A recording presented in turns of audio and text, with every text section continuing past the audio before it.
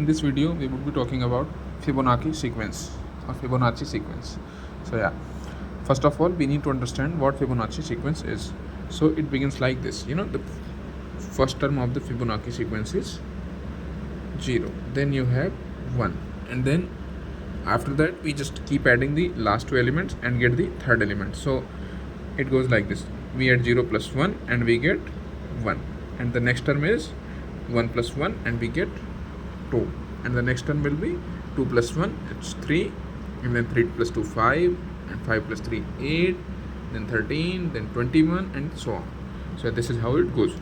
So if we represent 0 by f of 0, suppose we have a function f in which the 0 term which we are indexing it, you can call it first one as well, but then you have to write, just shift your code by 1 bits or 1 digit, but here I am writing it f0. As we all know, arrays have indexing from 0, so we are calling it a 0th term.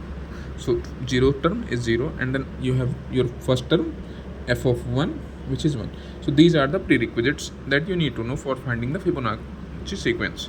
So yeah, f0 is 0 and f1 is 1, and then after that you can calculate any term by adding the previous two terms. So for example, if you want to calculate f of 2, it would be like f of 2 is this, so we have to add f1 and f0. So f1 and then it is f0. What we get, f1 is 1 and then f0 is 0. 1 plus 0, it's gonna be 1. Similarly, we can find f of 3. For f of 3 we have to add the previous two terms. Previous means the digit that came previous to it. So if this is f of 2 and this is f of 3, and we want to calculate f of 3 and we don't know anything, so we have to calculate f of 2 and f of 1. So we already know f of 2 plus f1. F of 2's value we already know, f of 2 is 1. We calculated above here, so it's going to be 1, and then after that it's going to be another 1. So what we get is 1 plus 1, 2. Similarly, if we find f of 4, it's going to be f of 3 plus f of 2. F of 3 is what? 2, and we add 2 into this 1. So 2 plus 1 is going to be 3. Similarly, you can find the other elements as well, whatever the remaining is. So yeah, this is how we find the element. Now talking about generalization, means how are you going to get the nth term? Suppose it's like someone says you find the 10th element or 12th element. How are you going to do this? Then for that, you have to just add the previous two terms. So for finding the f of 10, you have to find f of 9 plus f of 8, and now you have to find again f of 9 and f of 8. How are you going to get this?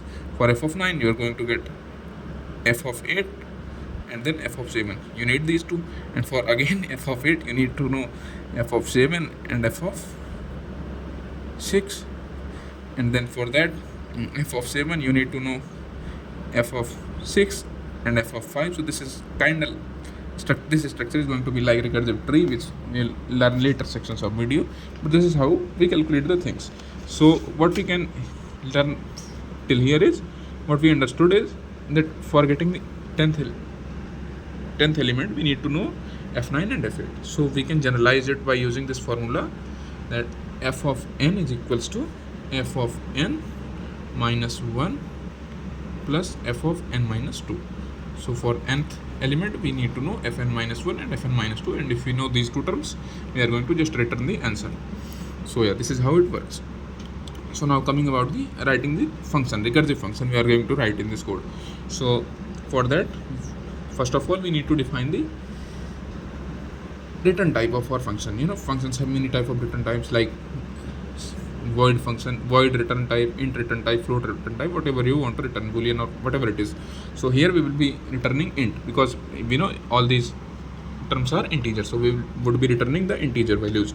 So what we are going to do is make the return type of our function is int, and then after that what we do, name of the function you can call it anything like fib or anything. It should not be a keyword. I think you should be knowing. So if you don't know, keywords are the fixed words that any language has, so you can't name it, you can't use it as the name of your function.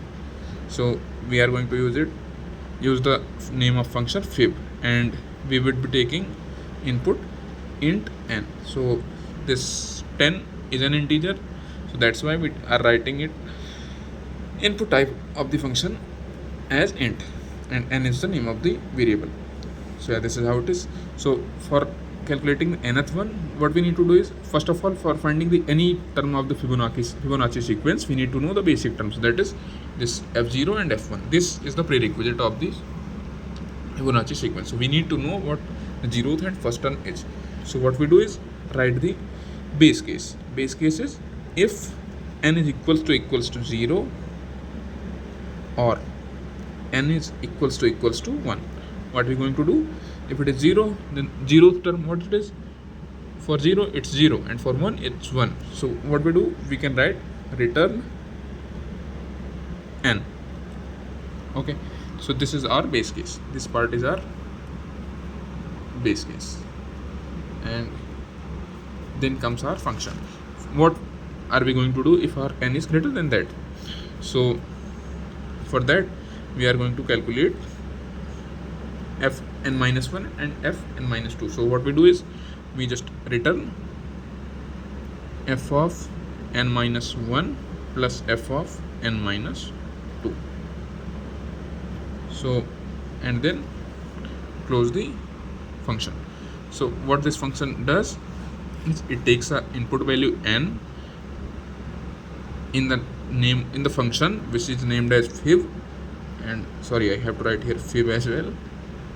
Yeah, it takes input n in the function named fib, and it returns a value which is of integer type, and then checks for the base case. If it is n is equals to 0, it means you want to calculate the 0th term or first term, it simply returns n. And if you want to calculate any larger value, it just goes on by calculating fn minus 1 and fn minus 2, or fib as we have named it. So it would be calculating fib of n minus 1 and fib of n minus 2. So yeah, this is what it will do. So I think you have got to understand the basic knowledge of Fibonacci sequence and this function. As we all can understand, if now we are going to try run this function for a small value of n. We are not going to take the larger value, because as we can see, I took the n as 10, and it went on to need terms like this, and recursive tree would be going to be so large. Terms like recursive tree and this function structure, or all these things are prerequisites that you need to know. It's not a structured video. I'm just telling you the Fibonacci sequence, how to understand this. So first of all, if you got to understand the basics, like how Fibonacci sequence is written, and then how you calculate the nth terms, and then how you understand how you are going to write the base cases, and what base case is something that is the prerequisite for the function. This is if you are breaking the bigger problem and into smaller one, you kept breaking, and you went to a stage that you can't further break it, or this is the thing that you need to know. So this is what we do in base case. Base case is something, the smallest part of the problem, which we need to know or provide to the function, and that's what we do in the base case. So yeah, this is our base case, and then we calculate or generalize the function, which it's like top to bottom approach. It calculates for nth term, it just keeps digging into n minus 1, then n minus 2, then n minus 3. Similarly, it simply just keeps digging into the function till we reach 0 or 1, and then it returns n. So yeah, this is what it is, and I think I have been able to explain the term in simple words. And if you have any doubt, you can comment it down. I don't need your subscription, I don't need your likes. All I need is your comment and your views about whether I was able to explain this topic to you all or not. Maybe you do understand the Fibonacci sequence, you do know. I might be somewhere wrong, like I didn't understand. I didn't taught you how to write the function structure. I was, the focus of this video was to make you understand the Fibonacci sequence. And if you understood what Fibonacci sequence is, how to write the function code, you will learn it later if you follow a structured video of someone. There are a lot of tutors on YouTube. And another apology I would like to make is, I might be wrong in speaking words. My pronunciation can be wrong, because English is not my mother tongue. It's not my vernacular, so I might be wrong in speaking some words. My flow can be wrong, so for that I would like to apologize. But apart from that, if you understood anything, just comment it out and comment it understood, and no need to like or subscribe the channel. And all I want to say is thank you for watching the video. Yeah, so thank you.